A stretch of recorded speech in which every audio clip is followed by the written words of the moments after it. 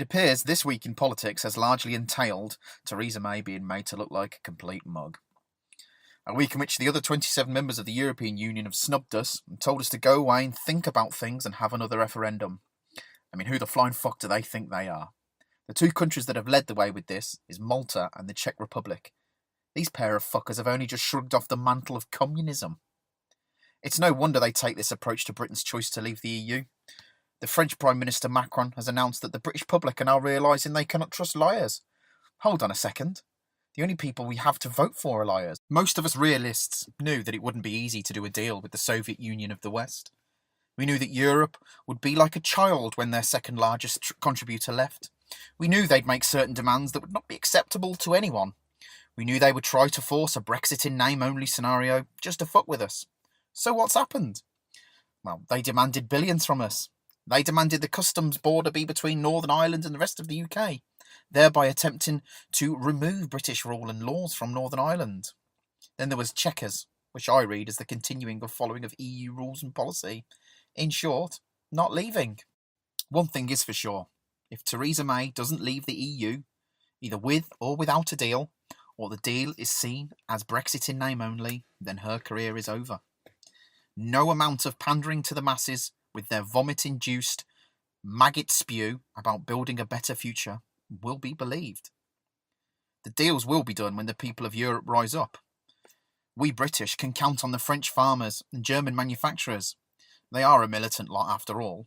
So here we are with 6 months to go until we leave, and I'd have a proposition for the government and the EU. Why not just get Noel Edmonds involved and line up Britain as a special contestant on Deal or No Deal? 1 against 27. The audience would be made up of the rest of the world, a friendly bunch, especially those ex-Commonwealth buddies pissed in the corner.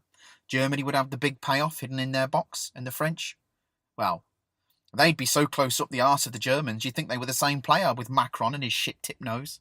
Obviously Malta, the Republic of Ireland and the Czech Republic would have empty boxes as they bring absolutely fuck all to this conversation.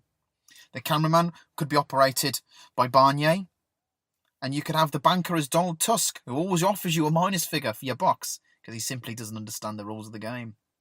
The problem is, if Theresa was playing, we'd never know what's inside the box. But I can tell you what's inside the box, Theresa. Hope, glory and optimism. Optimism for a future free from the restraints of the communist European oppression. A future where our children will be free to realise their dreams, to walk heads held high and know that their forebears made a choice. Not the easy choice, but the right choice.